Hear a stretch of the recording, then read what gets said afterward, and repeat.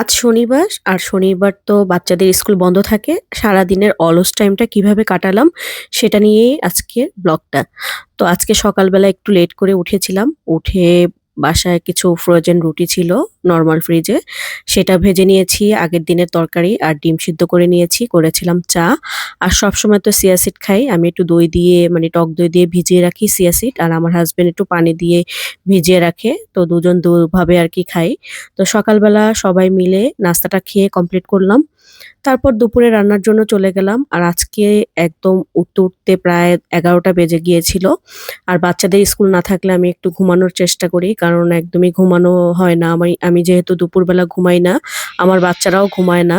এর জন্য একটু টাইম নিয়ে ঘুমিয়েছিলাম। একবার উঠেছিলাম, উঠে আবার ঘুমিয়ে গেছি। তো যাই হোক, আজকে অলস টাইম গেছে। তারপর রান্না করতে তো হবেই। তো রান্না করতে চলে আসলাম। এটা ছিল রুই মাছ, বড় রুই মাছ।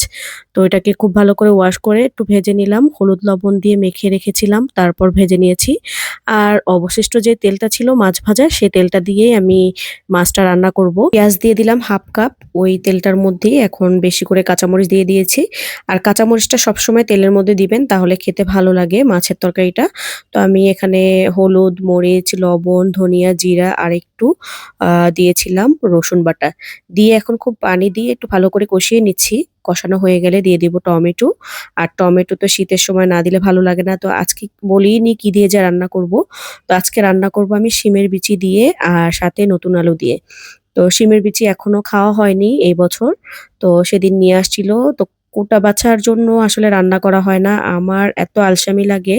মানে রান্না করতে ভালো লাগে কিন্তু এগুলো গুছাতে আমার খুবই আলসামি লাগে। আর স্কুলে যেহেতু যেতে হয় সবসময়, এর জন্য খুবই বোর লাগে।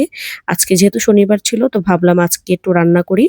তো শিমের বিচিটা দিয়ে আলু দিয়ে খুব ভালো করে কষিয়ে নিচ্ছিলাম। কষানো হয়ে গেলে আমি কিন্তু শিমের বিচিটাকে হালকা ভাপ দিয়ে নিয়েছি। ভাপ না দিলে শিমের বিচি থেকে একটু গন্ধ আসে। এর জন্য আমি একটু ভাপ দিয়ে নেই। তো ভাপ দিয়ে এখন আমি পুরো মসলাটা দিয়ে আমি সবজিটাকে কষানো শেষ করলাম। এখন আমি ১ম এ দিয়ে দিলাম মাছের মাথাটা।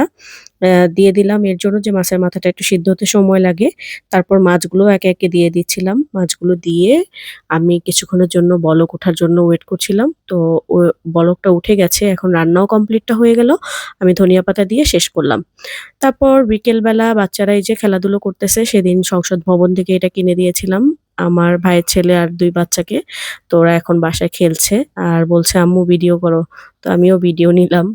এই আরকি। পরে বিকেলবেলা আমার ছোট ছেলেটা আজকে ভাত খেতেই চাচ্ছিল না। পরে ভাবলাম ওকে একটু নুডলস সিদ্ধ করে দেই। ও একটু স্যুপ নুডলসটা বেশি পছন্দ করে। তো আমি ডিম ছেড়ে দিয়েছি সাথে একটা, ওকে একটু স্যুপ নুডলস করে দিলাম। পরে সন্ধ্যার পর এশারের পর হুজুর এসেছিল। হুজুর আসার পর হুজুরকে আমি একটু ফ্রোজেন করা রোল ছিল বাসায়, সবসময় আমি বানিয়ে রাখি টিচারের জন্য। তো হুজুরকে ২ টা ভেজে দিলাম। তো এই ছিল আজকের ব্লগ। সবাই ভালো থাকবেন, সুস্থ থাকবেন। আমাদের জন্য সকলে দোয়া করবেন।